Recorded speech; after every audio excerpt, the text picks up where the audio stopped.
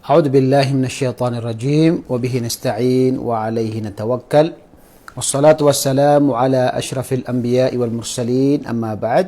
Mga minamahal ko mga magulang at mga kapatid sa panampalataya, Assalamualaikum warahmatullahi wabarakatuh. Ngayong araw po ang ating pag-usapan ay patungkol po sa mga may inam na gawain sa pag-aayuno sa buwan ng Ramadan.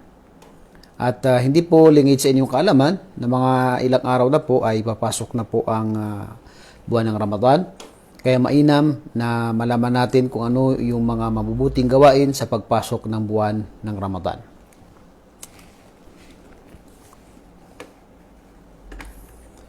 Okay? Paalala po bago tayo pumasok sa mga mabubuting gawain sa pagpasok ng Ramadan. Sa pang 30 po ng Sha'ban, ibig sabihin kapag 29 ang Sha'ban at kinabukasan ay 30 ng Sha'ban o kaya ay unang buwan ng Ramadan. Kasi sa Islam po ay titingin po ng buwan sa pang 29. 29 ng Sha'ban, titingin po ng buwan, kung makikita ang buwan ay kinabukasan ay unang araw ng Ramadan. Kung hindi naman makita ang buwan, ay ang Sha'ban ay magiging 30. So, mayroon 29, kinabukasan ay 30, at sa sunod na araw ay unang araw ng buwan ng Ramadan. So, ang buwan po sa Islam ay hanggang 30 lamang po, wala pong 31. So, tayo po ay magtitingin ng buwan sa 29. Kung makita po ay unang araw ng Ramadan. Kung hindi po makita ay pang 30 sa buwan ng Sha'ban. Kaya po, nabanggit po ng propeta sallallahu alaihi wasallam na huwag kayong mag-ayuno sa araw ng Shak. Anong araw ng Shak? Araw ng Shak ay yung pang 30 ng Sha'ban kung ito ay alanganin. Hindi natin alam, kinabukasan ba ay tinatawag na unang araw ng Ramadan o kinabukasan ay tinatawag na pang 30 ng Sha'ban. Ito ay tinatawag na araw ng pagkalituhan. Hindi natin alam kung anong araw ang susunod. So, ang 29, kapag 30, ay dapat na hindi tayo mag-ayuno. Maliban sa sinabi ng propeta sallallahu alaihi wasallam na pinapahintulutan sa mga tao na nakasanayan nilang mag-ayuno kung ito ay nagkataon ng araw na ito ay Lunes o kaya ay Huwebes o kaya ay kung siya ay nag-aayuno ng yung tinatawag na o siya ay nagbabayad, so wala pong problema doon na siya ay mag-ayuno. Pero ang ipinagbawal po ng propeta sallallahu alaihi wasallam ay mag-ayuno yung tao na siya ay tinatawag na gusto niya makasigurado. So may pag-aalinlangan siya. So ang intensyon niya ay kung kinabukasan ay Sha'ban ang aking intensyon. Kung kinabukasan ay Ramadan, ang intensyon ko ay Ramadan. So yan po ay tinatawag na dapat nating bigyan ng pansin. So kapag 29 po, kung hindi tayo nag-ayuno, nakasanayan natin na mag-ayuno ng Lunes o Huwebes, so ito yung nagkataon ng Huwebes o Lunes, o kaya hindi tayo nagbabayad, so hindi po tayo mag-ayuno. Dahil yan po ay araw ng kalituhan, hindi natin alam kung yan ay 30 ng Sha'ban o yan ay tinatawag na unang araw ng Ramadan. So kung mag-advance tayo sa intensyon natin na ito ay Ramadan ang intensyon natin o Sha'ban ang intensyon natin, so alanganin. Kaya pinagbawal ng propeta sallallahu alaihi wasallam na mag-ayuno rito, maliban sa sinabi ng propeta sa mga tao na nakasanayan nila na sila ay nag-ayuno sa araw ng Lunes, Huwebes na ito ay nagkataon sa mga araw na ito o kaya ay yung mga tao na nagbabayad. So intensyon nila yung babayaran nila at hindi yung Ramadan. So ang pinakano natin, inshallah, titingin naman tayo ng ang bawat lugar ay tumitigi po sila ng buwan. Kung makita ito sa 29, ang pinakaunang araw ng Ramadan. Kung hindi naman makita, ay pang 30 ito lang Sha'ban. Pagkatapos yung sunod na araw, yan ang tinatawag na unang araw ng Ramadan. So malinaw po yun sa araw ng Shak, yung pang 30 po ng Sha'ban o kaya unang araw ng Ramadan. Yan po ay mayroong pag-aalilangan dyan yung intensyon, kaya dito po tayo pwedeng mag-advance ng ating intensyon. Kasi yan ay pinagbawal ng propeta dahil mayroong pag-aalilangan sa araw na ito. Okay, so malinaw po yun. Pangalawa, yung intensyon natin sa pagpasok ng Ramadan. Kapag papasok na ang buwan ng Ramadan, ay kinakailangan po pag tayo ay kinabukasan, kung nakita po ang buwan sa 29, nag-announce na po ang ating mga lugar, ay tayo po ay tinatawag na mag-iintensyon na kinabukasan ay tayo ay mag-aayuno. So ang intention po ayon sa majority ng ating mga ulama, maliban sa isang madhab na si Imam Shafi'i, maging ang madhab ni Imam Shafi'i ay hindi buo, hindi lahat ng mga ulama ng Shafi'i ay sinabi nila na tama ang mga madhab ng Shafi'i na babanggitin mo yung intention mo. Nawaitus sawma ghadin an ada'i fardi syahri Ramadan. Yan ay intention na nabanggit na sa madhab ni Imam Shafi'i. Pero ang pinakatama po sa majority po ng ating mga ulama, majority ng madhab ng mga ulama natin, ay ang intensyon po ay sa puso at hindi na po kailangan banggitin yung intensyon. Dahil ang intensyon ay sa puso, at kung sasabihin natin na pati yung sala natin, babanggitin natin yung intensyon natin, lahat ng gagawin natin kabutihan, babanggitin natin, ito po ay hindi po ginawa ng propeta sallallahu alaihi wasallam at hindi ginawa ng kanyang mga sahaba. Pero mayroon pong itong madhab, pero ang ibang mga ulama kanilang sinabi na ito ay tinatawag na mahina, at ang ibang mga ulama kanilang sinabi na ito ay papasok sa bid'ah. Kapag ito ay nakasanayan ng tao na kada siya mag-ayuno, ay babanggitin na itong intensyon. Dahil ang intensyon natin ay sa ating puso. At wala pong nabanggit na mga dalil, mga katibayan ng propeta sallallahu alaihi wasallam, ganoon din ang mga sahaba, pag sila ay gumagawa ng pagsamba, ay binabanggit po nila yung kanilang mga intensyon. Kaya po, ang intensyon po natin ay sa puso lamang natin. Kung tayo ay gigising, siyempre naghihintay tayo ng buwan ng Ramadan, yung paggising natin, yung pagkain natin ng suhor, yan ay kasama yan sa pagpapakita na meron tayong intensyon na tayo ay tinatawag na mag-ayuno. So hindi po mahirap yung intensyon. Kasi nandun na po yung tinatawag na sa gawain mo na yun, ay papasok na doon yung intensyon mo. Kasi bakit ka gumising na madaling araw? Siyempre, ikaw ay mag-ayuno, ikaw ay kakain. So doon pa lang makikita mo na meron tayong intensyon na tayo ay ngayon ay mag-ayuno. Okay. Doon naman, sa tinatawag na, sa intention, mayroong mga ulama na sinabi nila na sa isang buwan ay isang intention. Sa ibang mga ulama naman, kanilang sinabi na araw-araw ay mag-intention tayo na tayo ay mag-ayuno. Magkaiba kasi yung obligadong pag-ayuno at saka yung sunna na pag-ayuno. Ang sunna po na pag-ayuno, halimbawa ng araw ng Lunes, araw ng Huwebes, pwedeng, kung nagising tayo ng Fajr, at nagsala tayo ng sala ng Fajr, hindi tayo kumain hanggang alas 7, alas 8, alas 9. Hindi tayo kumain. Pwede tayo mag-intensyon na itutuloy natin ito na tayo ay mag-ayuno. Yan po ay kung sunna. At yan ay ginagawa ng propeta sallallahu alaihi wasallam sa kanyang panahon, na kapag dumating siya sa kanyang mga pamilya at wala siyang nakitang pagkain, o tinanong niya ang kanyang mga pamilya at sinabi nila na walang pagkain, kanyang sasabihin na idan ana saim. Kung gayon ay ako ay mag-ayuno.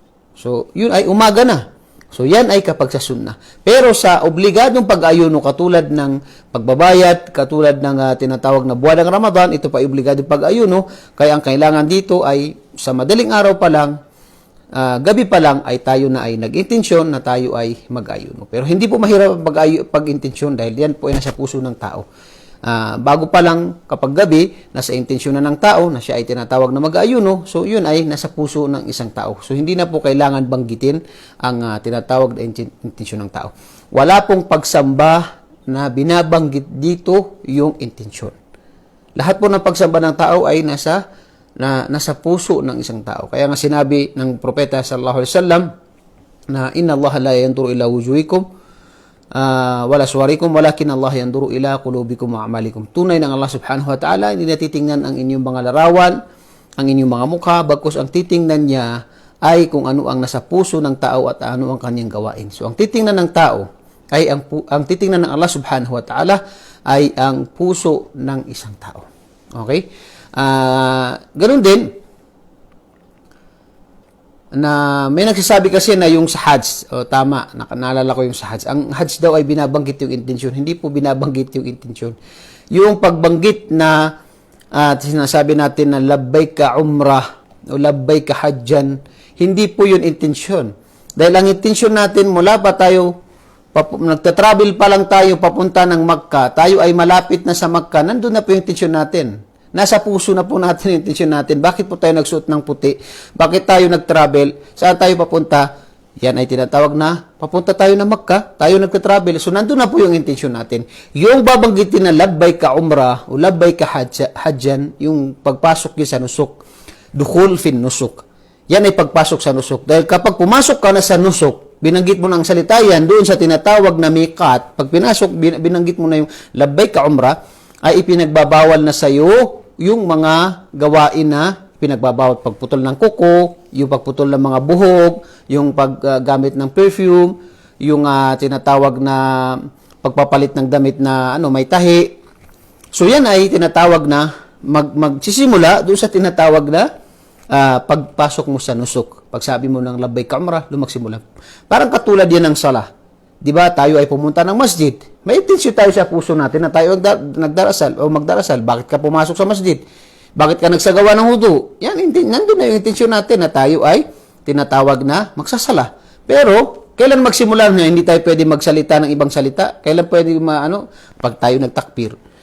Pag sabi mo ng takbiratul ihram, Allahu Akbar, so ipinagbabawal na magsalita maliban sa salita sa sala. Di ba? So dito ay tinatawag na magpasok sa sala, takbiratul ihram. Ganun din sa Hajj na, meron tayong tinatawag na yung tinatawag na dukhul fin nusuk. So hindi po yung intensyon, dahil ang intensyon po ng tao ay nandun na po. Nung tayo naglalakbay, tayo ay nagsuot ng puting damit, kung tayo mag-umrah, kung tayo pupunta ng masjid, nandun na po yung intensyon natin. Tayo gumising ng fajr para kumain, so nandun na po yung intensyon natin. Napakadali po ang Islam. Hindi po tayo pahihirapan. Okay? Ganun din, meron tayong ngayon, yung paliligo. Maliligo ba tayo dapat? Ang paliligo po ay sunna po yan sa pang-araw-araw na pamumuhay natin. Ang paglilinis, hindi lang po paliligo. Ang paliligo ay minsan ay obligado kapag ang tao ay lumabas sa kanyang semelya, ganun din sa babaeng may regla, ganun din sa yung tinatawag na namatay, kailangan siyang liguan. Sa araw ng Jum'ah, may mga ibang ulama nagsabi na ito ay obligado, pero ang pinakatama ay sunna. So, ang paliligo po, paglilinis ay sunna po yan ng isang manampalataya. Sinabi ng Propeta sallallahu alaihi wasallam, at-taharatu nisful iman. Syatrul iman. Ang kalinisan ay kalahati ng pananampalataya. Yan ay isa sa larawan o dapat sinasabuhay ng isang mananampalataya ang paglilinis.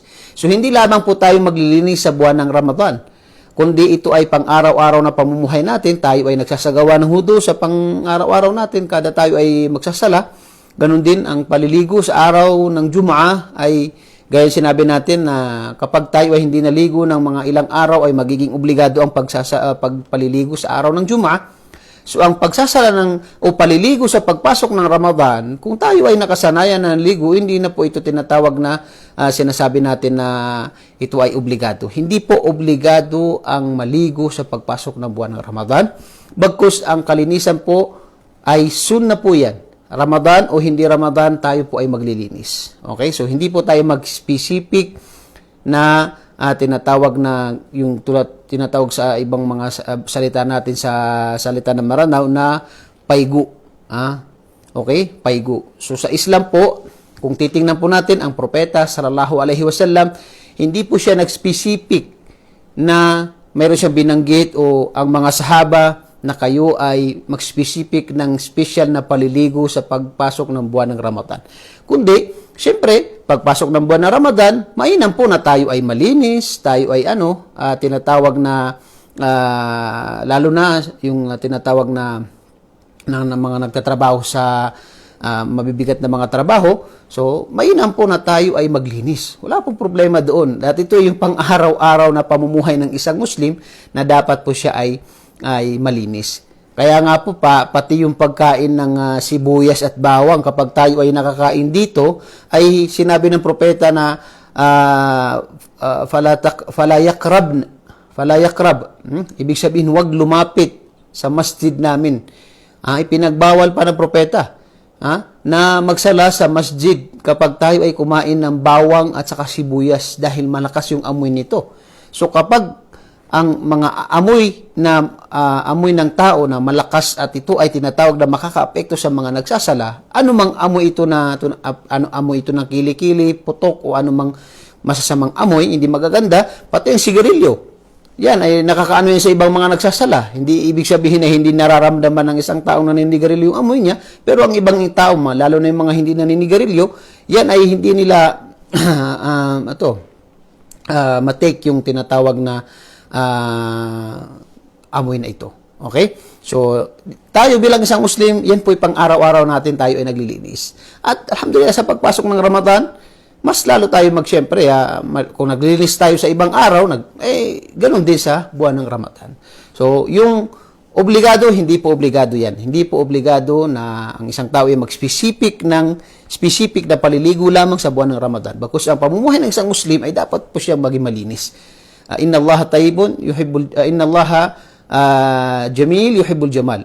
At sa ibang riwaya, inna Allaha tayyibun inna Allaha tayyib yuhibbu la yaqbalu illa tayyiba. Tunay na ang Allah ay malinis at hindi natatanggapin maliban sa malinis. Okay? So yan po ay malinaw po na ang paliligo ay hindi po obligado, pero ang paglilinis, katulad po ng ibang mga araw na tayo ay naglilinis, yan po ay kasama sa pamumuhay ng isang Muslim na siya ay palaging naglilinis. At alhamdulillah sa buwan ng Ramadan, kung ang isang tao nakasanayan na siya ay maligo, alhamdulillah, maligo tayo dahil ito ay tinatawag na nakasanayan ng isang Muslim kapag siya ay nakaramdam o nakaamoy o anumang sa sarili hindi maganda, so siya ay tinatawag na maglinis. Ito man ay Ramadan o hindi Ramadan. So hindi po ibig sabihin na ito ay hindi natin dadakilain ang buwan ng Ramadan. Hindi po yan. Dahil ang pagdakila sa buwan ng Ramadan, ito ay dahil buwan ng biyaya. At ito ay binanggit sa Banal na Quran. Pero ang natin dito, hindi po obligado kasi makikita natin sa panahon ng propeta at panahon ng mga sahaba, hindi po sila nag-specific na nagsabi na kailangan obligadong maligo sa pagpasok ng buwan ng Ramadan. Maaring ito ay pumasok sa tinatawag na tayo ay maligo, na katulad ng paliligo ng ibang araw sa pamumuhay ng isang Muslim, sa kanyang pagdarasal, sa kanyang wudu. So meron tayong mga paliligo sa araw ng Jum'ah. Sa buwan ng Ramadan, katulad dito ng ibang mga buwan sa paliligo na pamumuhay ng isang tao. So yan po yung kasagutan natin sa patungkol sa paliligo. Okay? Kasama rin sa mga sunna kapag tayo ay mag-aayuno ay yung tinatawag na suhor. Ibig sabihin ng suhor ay yung pagkain ng sa fajr. Yung bago mag-adan ay kakain tayo. Hindi po yung tinatawag na hindi nakakain ng suhor, hindi kakain ng iftar dahil mahirapan ang tao. Pinagbawal po yan ng propeta sallallahu alaihi wasallam na sabi niya ay kung kinakailangan ng isang tao ay mag-wisal, wisal ay yung tutuloy niya yung kanyang pag-ayun, hindi siya mag-iftar at hindi siya magsuhor, mga 2 araw, mahirapan po ang tao. Pero ang propeta sallallahu alaihi wasallam, pinahintulutan lamang niya ay kung ang tao ay kaya niya na hindi mag-wisal, pinahintulutan po yan, hindi po yan sunnah. Hindi mag-iftar, halimbawa kumain siya ngayon suhor. Pagdating ng tinatawag na iftar, hindi siya nag-iftar. Pero sa madaling araw ay kailangan niyang kumain. Dahil yan ang utos ng propeta sallallahu alaihi wasallam. Ang pagkain ng suhor ay sunnah. Mainam po yan. Ang tao ay kumakain ng suhor upang siya ay maging malakas at hindi tayo pinapahirapan ng relihiyong Islam. Ganun din ang suhor ay mas mainam na ito ay tinatawag na ipahuli yung malapit na yung adan. Sinabi ng propeta sallallahu alaihi wasallam sa kanyang hadith, "Tasahharu fa inna fi suhuri baraka." Kayo ay kumain ng suhor, yung pagkain sa madaling araw dahil dito ay may biyaya. So may biyaya sa tinatawag na pagkain ng suhor. Ganun din sinabi ng propeta sallallahu alaihi wasallam o sa nabanggit ng mga sahaba ng propeta sallallahu alaihi wasallam ay kapag siya ay kumakain ng suhor ay yung malapit na yung adan. Malapit na yung adan. Pero syempre, gatipalaan ng Allah subhanahu wa ta'ala ang ating mga nanay, ang ating mga kapatid na mga babae. Sila palagi yung gumigising ng maaga, sila yung nagluluto, sila yung naglilinis, sila ay gatipalaan ng Allah subhanahu wa ta'ala dahil sa kanilang sakripisyo. At napakalaki po ang gatipala na makukuha nyo dahil syempre yung mga nag-aayuno, ang mga anak natin, yung mga kapatid natin, yung asawa, tayo na lalaki pagdating natin, kakain na lang tayo. Yan ay tinatawag na sakripisyo ng ating pamilya, nanay, ang asawa, ang kapatid na babae na sila yung palaging mas maagang gumising para magsakripisyo, mag-prepare ng pagkain. Nawa igantipalaan kayo ng Allah subhanahu wa ta'ala. Ang iftar naman ay mas maganda na ito ay madaliin. Kapag nag-adhan ng Maghrib, ay dapat po mag-iftar. Ang iftar ay kung wala tayo makain, kahit yung intensyon natin na iftar tayo. Okay? Pangalawa, ang pinakasunna, pag tayo mag-iftar, pag nag-adhan, mag-iftar tayo ng kahit anong makain natin. At ang sunna na nabanggit ay fresh na, yung tinatawag na fresh na dates, yung fresh. Kung wala ay kahit yung tamar, yung sukari na tinatawag. Pangatlo, kung wala ay tubig. Okay? So sinabi ng ating mga ulama, kung wala tayong dates, lalo na sa mga bansa sa ibang mga lugar natin sa Pilipinas, hindi maabot yung mga pinamimigay ng mga dates ng ibang mga country tulad ng Saudi Arabia, ay kahit sa atin, marami sa atin yung saging. So sinabi nila ito ay prutas. So papasok yan siguro sa yung ibang ng ating mga ulama, ang prutas. Kasi ito yung pagkain sa Pilipinas, walang dates sa atin. Meron na po sa mayroon ako nakita na tumubo po ng mga dates, pero hindi ko alam kung nabubunga ba o ano ba, hindi ko pa nakita yun, at saka baka mahal. So tayo, hindi tayo pinapahirapan ng Islam. Kung natin ay tubig ang natin, i-break natin sa ating fasting. At mas mainam po, pag nag-adhan, ang pag-iftar ay maaga.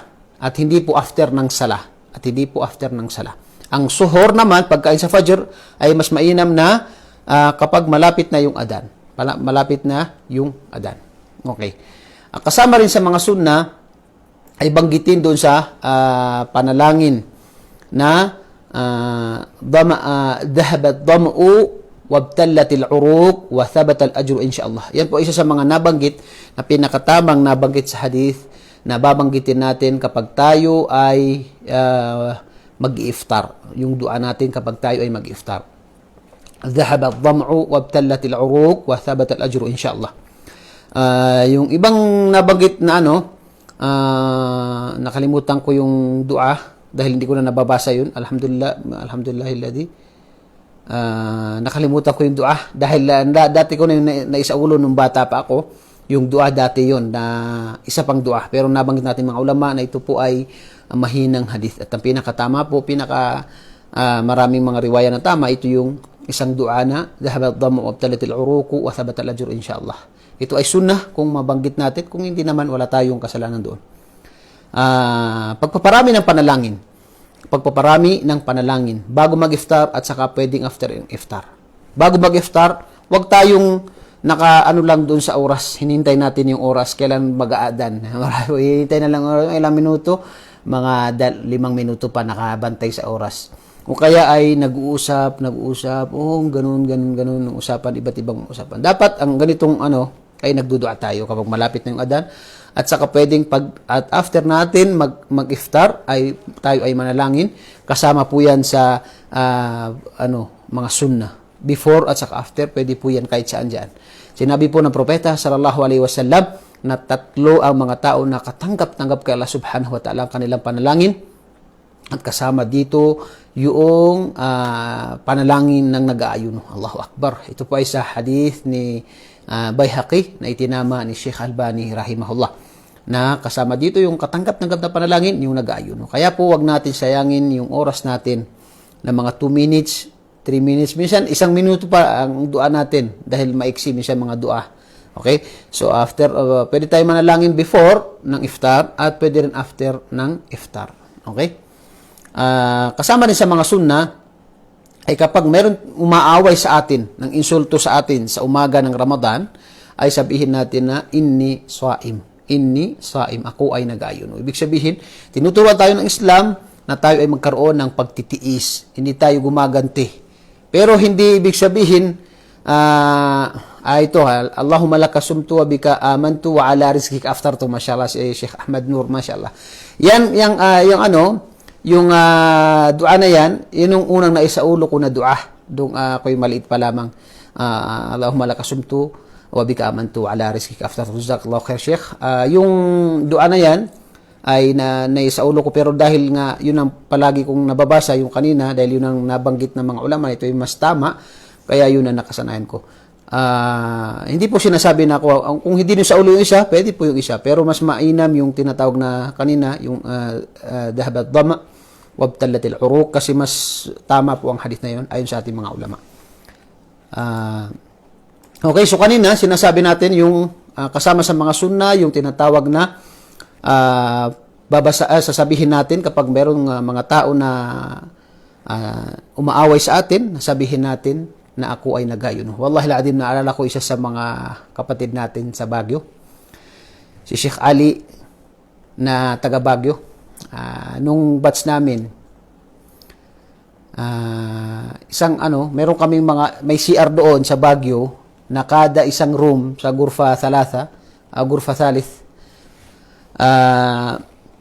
mayroong mga kwarto, mayroong mga doon, CR doon. Kada room, kung isang kwarto nyo, kami, 12 siguro kami, 10 sa room 3 kami. So, mayroon kaming isang CR na nakaseparate doon. Yung isa sa mga brother namin ngayon ay isa siyang magister o masteral. Graduate siya ng Madina. Allah yahfaduh. Nakakamiss itong mga kapatid natin. Wallahi, nakakamiss yung kapatiran. Kapag naalala mo yung oras na saan kayo ay natipon sa isang paaralan, napakasarap balik-balikan itong mga bagay na ito. So ang isa sa CR doon ay bukas, at yung syempre sila yung priority, sila yung priority na mag-CR doon. Yung halimbawa may room 3 sa CR, kayo din ang priority. Ang isang brother, yung si Brother Ali, si Sheikh Ali Muhammad Ali, pumasok siya sa CR na hindi nila CR. So hindi namin siya kasama sa nakalimutan ko yung room niya. Okay, nakalimutan ko yung room niya. Walang tao doon at walang nakapila doon. So siya ay pumasok doon at sinarado siya noong tinatawag na isa sa mga estudyante doon. Wallahi alazim, kilala namin siya na kumbaga sa ay matapang. Pero wallahi alazim, paglabas niya, kasi sinarado siya doon. Subhanallah. Paglabas niya doon, wallahi alazim, sinabi niya, inni saimun.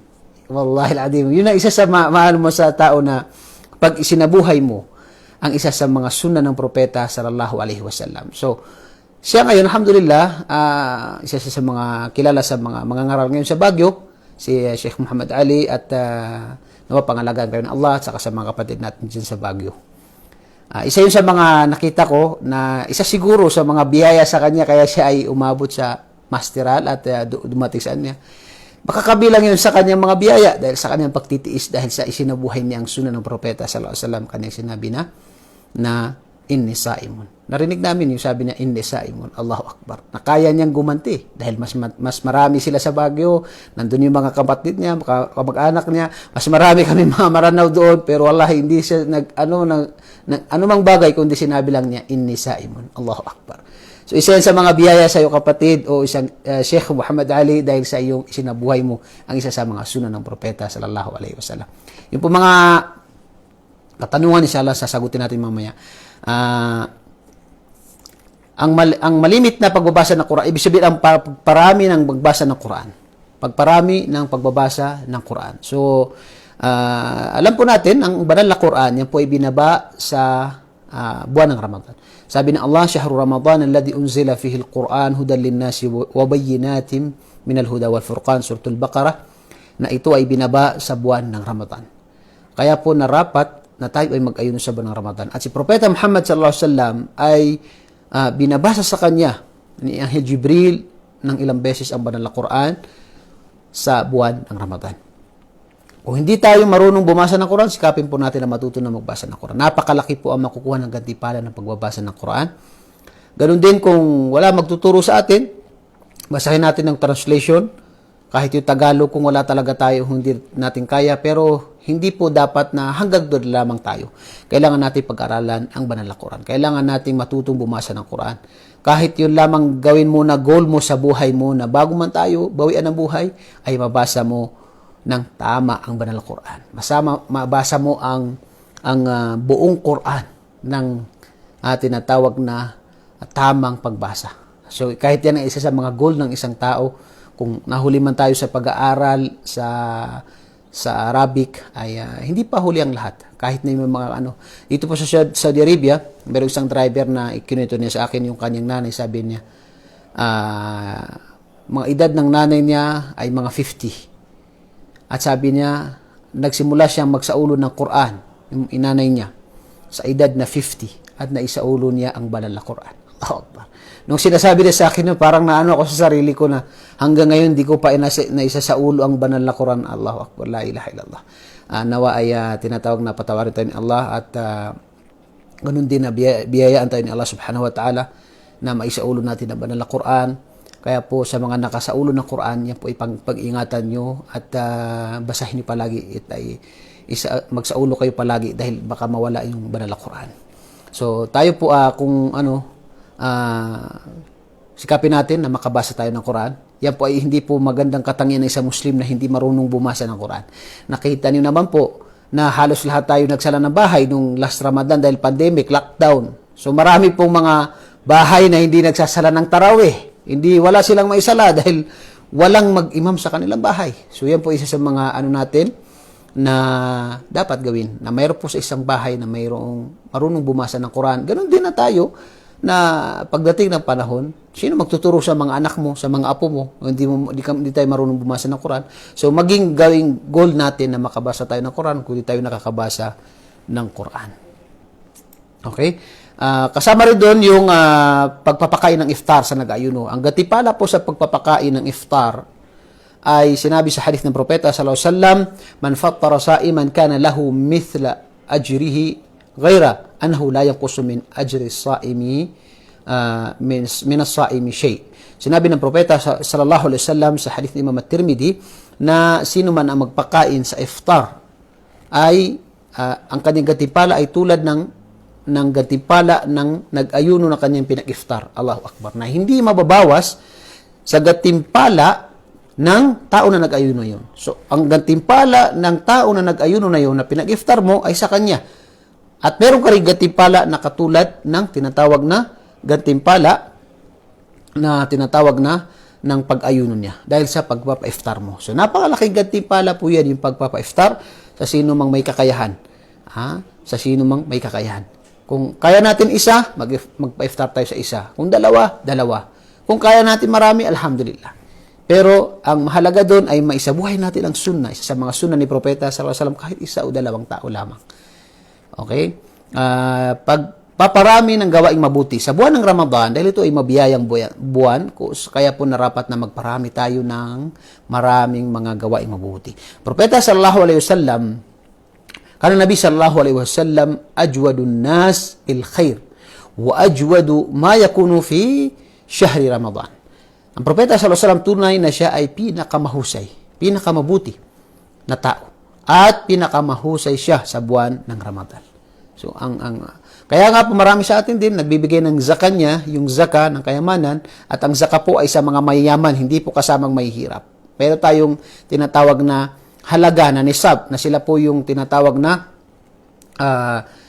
pwede magbigay ng zaka, yung obligado sa kanila. Pero yung mga mahihirap, hindi po tayo obligado na magbigay ng tinatawag ng zaka. Okay? Sadaka po pwede natin ibigay. 10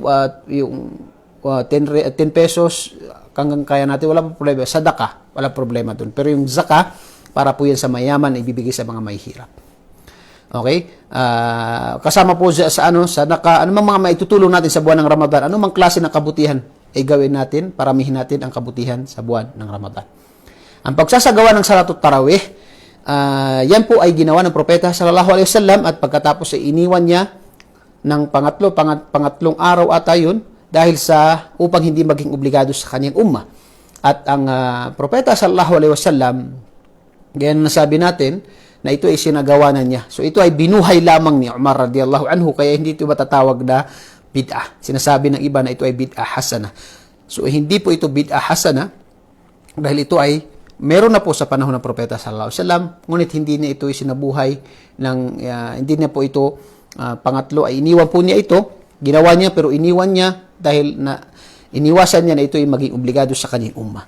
At ito ay binuhay ni Umar radiyallahu anhu, at kaya ngayon sa panahon natin ngayon ay tayo ay nagsasala ng grupo na Salatut Tarawih. At hindi po yan mabuting bid'ah. Bagkus yan po ay sunnah sa panahon ng propeta sallallahu alaihi wasallam na kanyang isinabuhay at binuhay ni Umar radiyallahu anhu. Ang Salatul Tarawih ay kabilang yan sa Qiyamul Layl. Ang Qiyamul Layl ay pagsasala sa gabi. Kasama dyan yung kahit anong sala sa gabi, yan yung tinatawag na Qiyamul Layl. Papasok dyan yung Tarawih. Kaya ito tinawag na Tarawih dahil ang mga sahaba sa panahon, yung mga sahaba, mga sahaba sa panahon ni Umar radiyallahu anhu, sila ay nagsasala ng tinatawag na Salatul Tarawih ng mahaba. Mahaba yung kanilang sinasala. Kaya habang sila ay pagkatapos ng kanilang 2 rak'a, sila ay nagpapahinga. Tapos magsasala sila ng 2 rak'a, tapos sila ay magpapahinga. Kaya tinawag ito ng Tarawih. Sila ay nagpapahinga, Tarawih. Sila ay nagpapahinga dahil sila ay napapagod. Hindi po katulad sa panahon natin ngayon, napakaiksi lamang po yung binabasa, which is hindi lang po 1 oras, tapos na yung 45 minutes, tapos na yung tinatawag na Tarawih, Salatul Tarawih. Pero sa panahon ng mga sahaba ni Umar radiyallahu anhu sa kanilang mga sumunod sa kanya, ay kaya po tinawag na Salatul Tarawih dahil napakahaba po yung sila salat. Kaya po sila nagpapahinga dahil napapagod sila sa 2 rak'a. Kaya mainam po na mahaba kung kaya natin. Nakadepende po ito sa kakayahan ng tao. Hindi po ito, dahil ito po ay sunnah, hindi po siya obligado. Okay, so ang Salatul Tarawih ay pwede yung 11, pwede yung 13, pwede yung kung gusto natin na 21 o 23, depende po ito sa kakayahan ng grupo ng mga tao. Paano po ito siya gawa? 2 rak'a, 2 rak'a, 2 rak'a, 2 rak'a, 2 rak'a, tapos 1 rak'a na witr. Kung hindi na tayo magsasala sa gabi. Okay? So, yung 2 rak'a, katulad yan ng 2 rak'a na sunnah, na may tasyahud, 1 tasyahud, at yung salamu alaikum, salamu alaikum. Wala po itong ikama, walang adan, walang ikama, dahil ito ay sunnah. Okay? Wala pong adan, walang ikama. After ng isya, magsala tayo ng sunnah ratiba na 2 rak'a, pagkatapos itayo yung Salatul Tarawih. So, 2 rak'a, 2 rak'a, 2 rak'a, 2 rak'a, 2 rak'a, tapos 1 rak'a. Huli, yung witr ay yung 1 rak'a. Kung tayo naman ay magsasala ng ibang sala sa gabi, ay pwede tayo magsala na hanggang 10 o kaya 12. Pagkatapos ay saka tayo magsala ulit ng anong kaya natin, 2, 4, 6. Pagkatapos ang pinakahuling sala natin bago tayo magsala ng Fajr ay 1 rak'a. Yun ang Salatul Witr. Yun ang Salatul Witr. Okay? Pwede rin na kapag nagsala yung imam ng Salatul Witr, dahil tayo nakasunod sa imam, pwede tayong pag na 1 rak'a na lang, siya ay nagsalam, tayo ay tatayo at dadagdagan natin, gagawin natin 2 kung gusto natin magsala ng iba pang sala sa gabi. Okay? Kung gusto natin magsala ng iba pang sala sa gabi. Ito po ay sunnah. Sa mga kababaihan, pinapahintulutan po na sila ay magsala sa kanilang mga masjid. Sinabi ng propeta sallallahu alaihi wasallam, la tamna'u amatallah masajidallah. Huwag niyong pigilan ang mga alipin ng Allah ng mga babae na sila ay magsala sa mga masjid ng Allah. So, pinapahintulutan mo sa kababaihan, pero mag-ingat lamang po sa paggamit na pabango at ganun din kung sinasabi ng ating mga ulama na mas mainam po ang sala ng babae sa kanyang bahay. Maliban kung ang babae grupo at ang sala niya sa masjid ay mas makaka-encourage sa kanya, mas makakasala siya na marami dahil minsan sa bahay maingay, may mga bata minsan o kaya ay pag nagsala tayo, tatama rin tayo, gusto natin sa masjid, wala pong masama doon at mas mainam po yun sa tao para siya ay makapagsala ng mas marami. So yan po ang sa pagsasala ng kababaihan. Pero ang pagsala po ng babae sa kanyang bahay, kahit anong sala, ay mas mainam po ang sala niya sa kanyang bahay. Yan po ang nabanggit sa mga riwaya ng propeta sallallahu alaihi wasallam. Ang Salatul Tarawih, sunnah po yan, lalaki, babae, ay pwede po magsala ng tarawih. Kung mag-imam po sa bahay, ang mag-asawa, ay mainam po na ang babae ay sa likod at sa front ang lalaki. Okay? Yan po ang mas mainam. Okay? Kung babae naman, ang mag-imam, pwede po, kung walang ibang mga lalaki na hindi nila maharam. 1 saf at sa gitna yung imam sa mga kababaihan. 1 saf, 2 saf kung marami, pero yung imam ay tatayo sa gitna ng mga kababaihan sa unang saf at hindi po mauuna yung babae. Yan po ang sunnah. Sa gitna po nila. Pero ang lalaki, siyempre, kapag ang imam ay lalaki, ay siya po ay mauuna. Pero ang babae, hindi po siya pwede mag-imam sa mga lalaki. Ang babae, pwede lang mag-imam sa mga kapwa babae. Kung walang mga lalaki na hindi nila mahram, yan ay isa sa mga dapat iwasan. Kung mga lalaki na mga may bisita, tapos may mga hindi mga mahram nandun sa bahay, mas mainam na hindi po palakasin ng boses. Okay? Pagsasagawa ng i'tikaf, ang propeta sallallahu alaihi wasallam ay nagsagawa ng i'tikaf. Ang i'tikaf ay yung intensyon mo na ikaw ay gagawa ng pagsamba sa masjid. Ikaw ay mananatili sa masjid na ikaw ay tinatawag na gagawa ng mga pagsamba sa masjid. Hindi ka lalabas sa masjid maliban lamang kung ito ay kinakailangan. Ito ay ginagawa ng propeta sallallahu alaihi wasallam sa huling 10 araw ng Ramadan. Sa huling 10 araw ng Ramadan, yan po ay sinasagawa ng propeta sallallahu alaihi wasallam. At ang i'tikaf, nung namatay ang propeta sallallahu alaihi wasallam, ang kanyang mga asawa ay nagsagawa din ng i'tikaf. Nagsagawa din ng i'tikaf ang mga asawa ng propeta sallallahu alaihi wasallam. Yan po ay sunnah kung kaya natin. Kung hindi naman, wala tayong kasalanan doon. Okay, basahin po natin yung mga tanong. Inshallah. Pwede po mag-share yung salatut tarawih, kanina po pinaliwanag natin. Katulad po yan ng ibang sala na sunnah. 2 raka, 2 raka, 2 raka. Babasahin dun yung Fatiha, at saka kung ano yung mga kaya natin basahin pagkatapos ng Fatiha, Suratul Ikhlas, Suratul Falaq, Suratul Nas, yung mga maiksing kung kaya natin. Dahil yun ang Pwede po tayong humawak ng Quran kung tinatawag na hindi tayo nakasaulo na marami, pwede tayo humawak ng Quran. So yan po ay pwede po 11, pwede 13, pwedeng 21, pwedeng 23. Nasa atin na po yun kung anong gusto natin at anong kaya natin. Okay?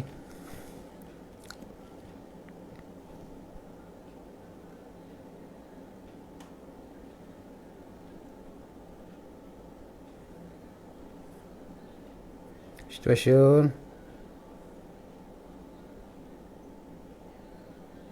Okay? Paano po kung sa sitwasyon na tayo ang amo ay nagmamadali? Ito sa mga kung tayo nagmamadali yung amo, linisin mo yan, mo yan. After ng iftar, pwede tayo manalangin. Kung hindi tayo makapanalangin sa mga kababaihan, after ng iftar, saka tayo manalangin. Kung hindi kaya, before ng iftar, na maraming ginagawa, pero kung pwede po tayong manalangin. Kahit 1 minuto lang, pwede manalangin before ng iftar. Kung hindi naman talaga kaya, after ng iftar. At inshallah po, sa mga kababaihan na sila yung tinatawag na palagi talagang busy sa Ramadan dahil sa kanilang pag-prepared ng mga na iftar at saka suhur, wallahi, ganti pala kayo ng Allah subhanahu wa ta'ala, napakalaking biyaya ang ibibigay sa inyo ng Allah subhanahu wa ta'ala dahil sa inyong sakripisyo.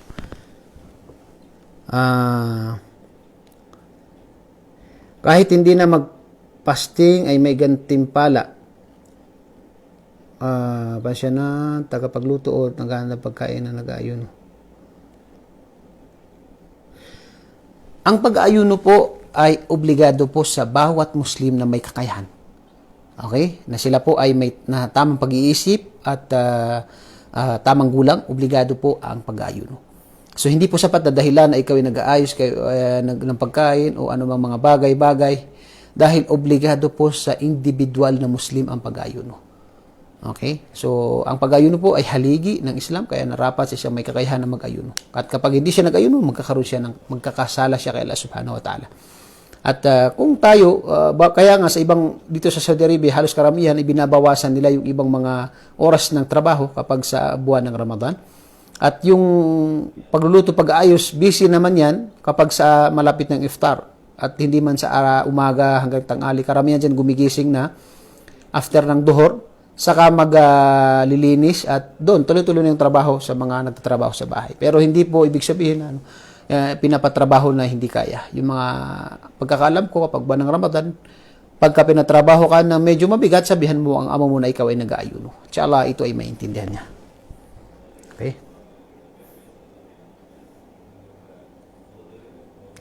Ang pagmumug at pagsinga sa buwan ng Ramadan ay ito po ay obligado. Mayroong mga ibang mga ulama ito nagsabi na sunnah, pero ang pinakatama po ito ay obligado. Ito ay obligado sa pag-aayuno. Pero paano po magmumug? Hindi po magmumug at magsinga ng sobra-sobra. Simple, magmumug. Ganun lang. Hindi magmumug ng labis o sobrang-sobra. Hindi po gano'n para malinis. Hindi po. Diretso lang po. Tapos, iano yung tubig. Yan ang tinatawag na pinaka-simple sa paghuhod at saka sa paghisinga.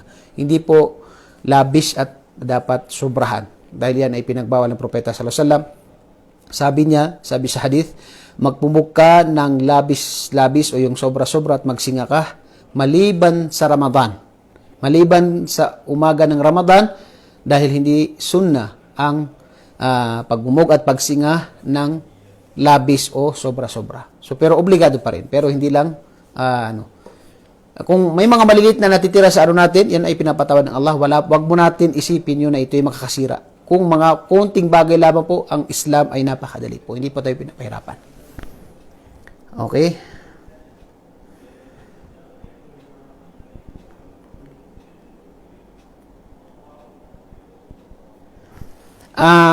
Malaki po. Ito naman sa mga nagbabasa ng Quran kung hindi niya mabigkas na maayos. Siyempre tayo, kapag lahat po tayo dumaan sa pagbabasa ng Quran na hindi po natin ito mabigkas na maayos. Wala pong nag-aral ng Quran na diretso na ito ay perfect na. Dadaan po tayo sa mga stage na minsan ay iiyak ka dahil hindi mo mabigkas ang binabasa mo. Kapag gusto mo talaga matuto, napakalaki ang gantimpala na makukuha mo dyan. At dalawa, makukuha ng gantimpala ng isang taong nagkakamali at ito ay tinatry niya, sinusubukan niya magbasa ng Quran.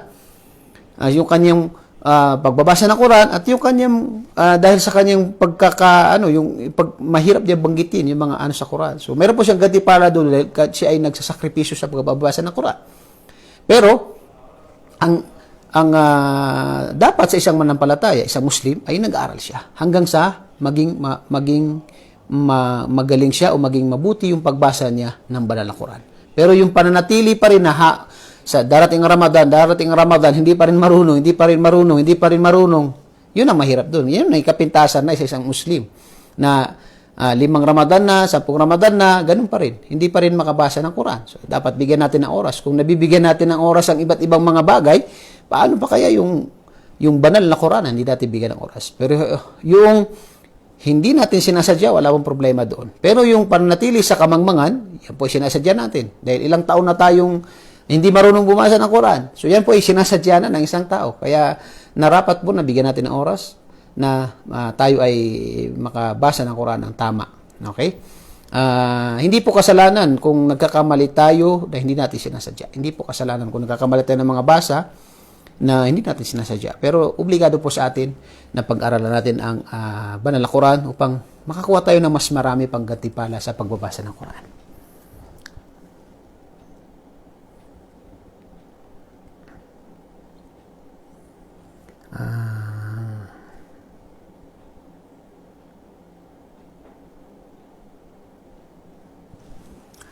Okay, ang pagpapa-iftar sa masjid, kung tayo ay magpapa-iftar sa masjid, paano ba dito sabi ay yung kumukuha ay yung hindi nag-aayuno. Normal po yan sa mga masjid sa atin sa mga probinsya na halos minsan ay kalahati na naka-linya doon ay mga bata. Okay? Mga bata na hindi nag-aayuno. Yan pa karamihan sa ating mga probinsya. Kapag tayo ay gumawa ng kabutihan, ito isipin natin na gagawin natin ito para kay Allah subhanahu wa ta'ala.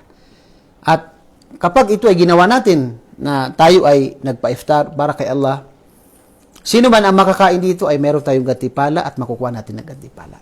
Hindi na po mahalaga kung sino pang nakakain. Ang mahalaga doon ay nagbigay ka ng pang-iftar, binigay mo yung iftar sa masjid.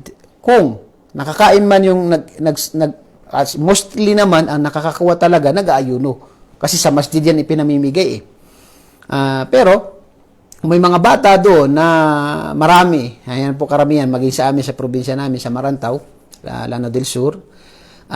Yan po, maraming mga bata. At meron po tayong gantimpala, hindi po ibig sabihin na kasi nandun po yun sa intensyon ng tao. Nandun po yan sa intensyon ng tao na ikaw ay nagbigay ng iftar, inshallah, ang gantimpala ay makukuha mo. Kahit sino man na nakakuha doon. Dahil ang intensyon mo ay para kay Allah at ibinigay mo sa mga tao doon, ito ay para sa mga nag-iftar. Kung bigyan man nilang inshallah, ang gantimpala ay ganun pa rin. Okay.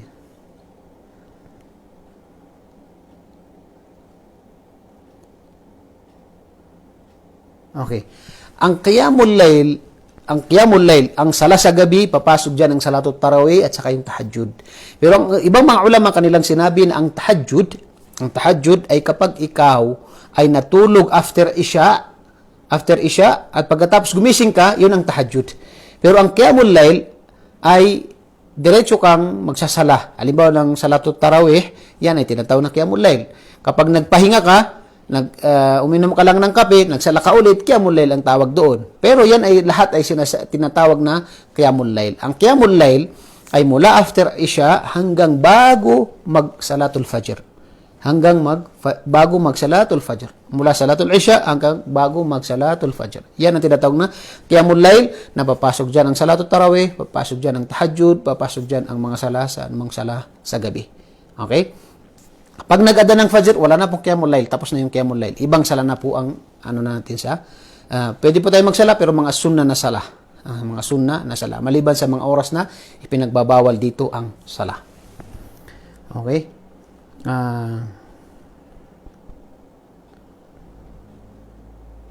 Yung inhaler daw, no? Nagkaroon ng mga ulama, yung sa inhaler, yung ginagamit sa sa mahika. Ang ibang mga ulama, kasi ito sa bunganga ito sa bunganga. Kung kinakailangan po ay gamitin, nagkaano yung mga ulama, kasi dahil sa tinatawag na, dito yung,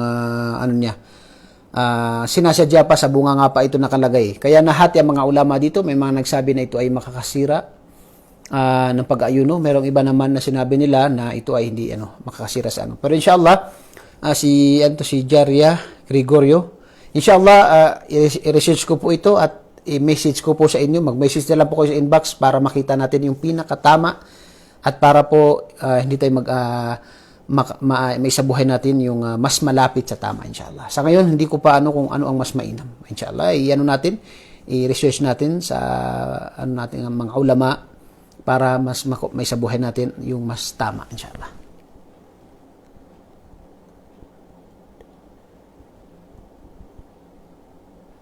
Okay, dito naman, abutan ng adhan while praying ng witr prayer ng Fajr. Fajr ata ito sinasabi na rito. Ang witr ay pwede isagawa, kasi sinabi ng Propeta sallallahu alaihi wasallam na ang sala sa gabi ay dalawa. At kung siya ay matutulog, ay magsala siya ng Isya. Yung isang rak'ah. Yung isang rak'ah yan ang witr. Kung bago mag-adhan ng Fajr ay mas mainam na doon tayo magsala ng witr, kung kaya natin, kung magigising tayo before ng Fajr. Pero kadalasan sa atin, nagigising ng adhan ng Fajr. Okay.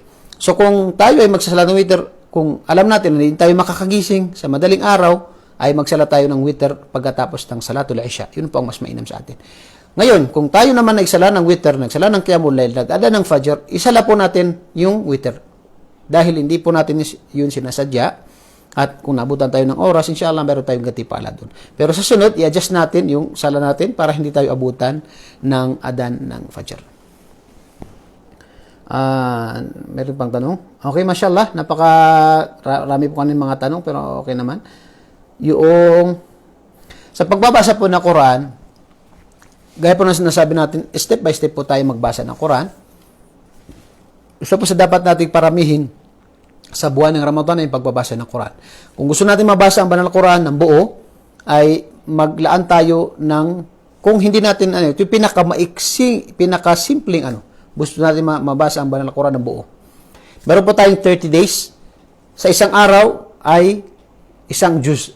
Ang Quran ay merong 30 na juz. 30 na juz.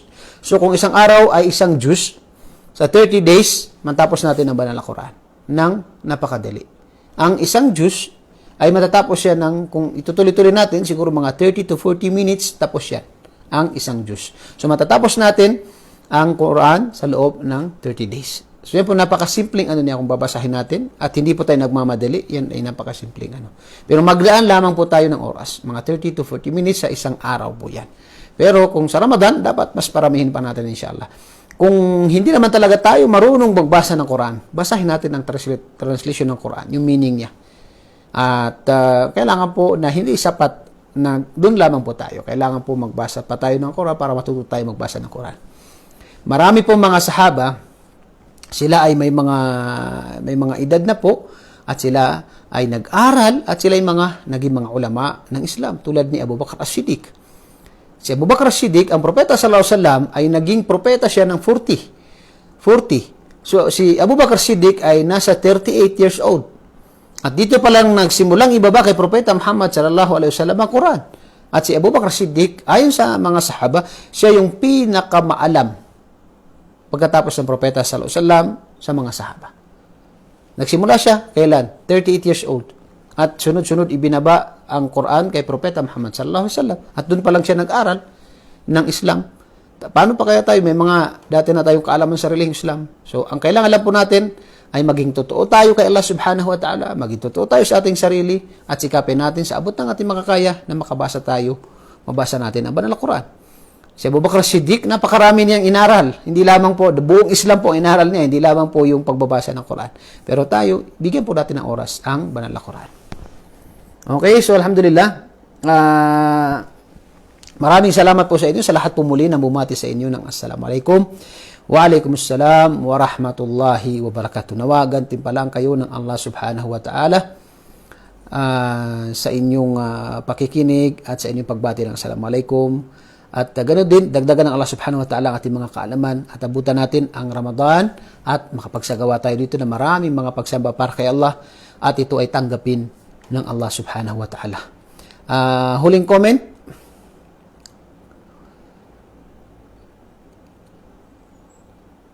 Okay. Ang pagbabasa ng Quran kahit hindi ba naintindihan, meron tayong gantimpala. Inshallah po, meron tayong gantimpala. Dahil ang unang ano natin doon ay yung tinatawag na yung isang letra ay merong 10 kabutihan. Yan ay nabanggit sa hadith, tamang hadith, na sa isang letra ay isang 10 kabutihan. Allahu Akbar. Hindi sinabi ng propeta na hindi ko sinasabi na alif lam mim ay isang gantimpala, bagkus alif lam mim, tatlo yan. So meron tayong tinatawag na 10 kabutihan, 10 kabutihan, 10 kabutihan. At hindi po alif lam mim ay isang kabutihan, kundi isang letra ay 10 kabutihan. Isang letra, 10 kabutihan. Napakalaki gantimpala po ang pagbabasa ng Quran. Pero kailangan po sa buong buhay natin ay mabasa natin yung tafsir ng ating Quran upang malaman natin ano ang nilalaman ng Quran. Kahit isa sa mga goal ng isang tao na maintindihan niya kung ano binabasa na, lalo yung Suratul Fatiha, mga maiksing sura, at paunti-unti nabasahin natin ang banal na Quran. Dito, hindi na may ano dito, basahin mo natin to. Last Thursday, fasting na po, Monday, Thursday, kaliman sa ng Ramadan. Na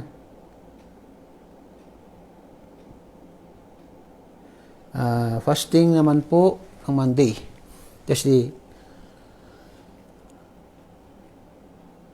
Okay, dito po ang pagkakaiba po ng sunnah, kaya pinaliwanag natin ito kanina kay Nura Bitamug. Bitamug ba to? Pasensya na sa pangalan. Pati yung apelido ko siguro mahirapan ka. Pindiaman. Okay? So, yung pag-aayuno sa obligado at saka sunnah, magkaiba po yan. Ang obligadong pag-aayuno sa Ramadan, hindi po pwedeng mag-break ng fasting. Kung maliban kung kailangan mo iligtas ang sarili mo, meron kang taong ililigtas o ikaw ay naglakbay, so pwede pong ano. Pero ang obligadong pag-aayuno ay hindi pwedeng mag-break ng fasting. Pero ang sunnah na pag-aayuno, araw ng Lunes, araw ng Huwebes, 3 days sa kada isang buwan, ayamul bayt, o anumang araw na nag-ayuno ka ng sunnah, ay pwede ka mag-break ng fasting mo. Yan po ang pananaw at ifta ng ating mga ulama. Kung sunnah ito, ay pwede tayo mag-iftar. Halimbawa, Lunes, Huwebes ngayon, nag-ayuno ka. Tapos dumating ang kaibigan mo. Sabi niya, nagpakatay ako. Kailangan kang pumunta. Gusto kong nandun ka. Kailangan mong kumain. Ano sasabihin mo? Hindi, nagpa-fasting ako. Pwede po na tayo ay mag-break ng ating fasting kung ito ay sunnah na pag-ayuno. Kung ito ay sunnah na pag-ayuno. Pero kung ito ay obligado, ito ay Ramadan, hindi po pwede. Haram na tayo ay tinatawag na kumain, maliban lamang kung ito ay kinakailangan talaga. Tulad ng ang tao ay makakasira sa kanyang kalusugan, mahirapan siya, nagkasakit siya, may ililigtas siya, o ililigtas niya ang kanyang sarili. So yan po ay pinapahintulutan na mag-break ng fasting, pero obligado po na ito ay kanyang bayaran. Kung tayo naman ay nagbabayad ng fasting, Sa mga kababaihan, good din sa mga may sakit na may naiwan. Magbabayad tayo ngayon. After ng Ramadan, nagbayad tayo ng fasting. Nagbayad tayo ng isang araw na fasting, may naiwan, at mayroong nag-imbita sa atin. Kailangan nandun ka. Hindi ako papayag na wala ka doon. Matagal mo nang itong kaibigan, di kayo nakita, at yun, naghanda siya para sa'yo. Anong gagawin mo? Ang sabi ng mga ulama, ang intention mo na obligado ay ilipat mo sa sunnah. Kasi pwede. Ang obligado na intensyon, ang obligado na pag-ayuno ay pwede mong ibaba sa sunnah. Pero ang sunnah hindi mo pwedeng itaas sa obligado. Halimbawa, Lunes ngayon, nag-ayuno ka. Okay? Ang intensyon mo, meron pala akong isang araw na hindi nabayaran. So, hindi mo pwedeng intensyon, ayun na lang intensyon ko na bayaran ko yung isang araw. Hindi po pwede kasi sunnah ay mas mataas ang obligado kaya hindi pwede. Pero kung nag-ayuno ka, nagbayad ka ngayon, nagbayad ka ng yung pag-ayuno, obligado, at gusto mo, yung nga, may nag-ibita sa'yo, ilipat mo yung pag-ayuno mo sa sunnah, at kung kinakailangan ay mag-break ka ng yung fasting. So, yan po ang kasagutan natin doon. Okay lang po ba, Ustad, na mabuti na Ramadan kung pagbasa ng Quran nasa gitna na mabasa mo? Okay, wala pong problema doon. Kahit yung pagbabasa ng Quran, sabot po na makakaya natin. Pwede po na, hindi po obligado na matapos mo ang banal na Quran. Yan po ay sunnah mainam na mabasa mo ng mas marami. Mas marami kang mabasa ang Quran, mas marami ang gantimpala mo. Mabasa mo ng 1 beses ang Quran, 2 beses, 3 beses, marami po yan. 3, 4 na beses nababasa ang buong Quran sa isang buwan ng Ramadan. Kung hindi naman natin kaya, nabasa lang natin yung kaya natin, alhamdulillah. At least nababasa natin, nag-try tayo na magbasa ng banal na Quran. Okay? Ang pakikinig ng pagbabasa ng Quran, meron pong gantimpala sa pakikinig ng mga lecture, pakikinig ng Quran, pero hindi po katulad ng nagbabasa ng Quran. Ang nababasa po ng Quran, gaya po nang sabi natin, kapag isang letra ay 10 kabutihan. Allahu Akbar. Ilang letra ang Quran? Bismillahirrahmanirrahim. Alhamdulillahi Rabbil Alamin. Isang letra doon, 10 kabutihan. Yung pakikinig ng Quran, napakaganda. Lalo na yung mga nagsasaulo, di ba? Paulit-ulit, meron tayong gantimpala dyan. Pero ang gantimpala ng pagbabasa ng Quran ay mas marami, syempre. Okay? So, lahat po muli lahat po ng mga viewers at mga kapatid natin na nakikinig, ako po muli ay nagpapasalamat sa inyo. Assalamualaikum warahmatullahi wabarakatuh.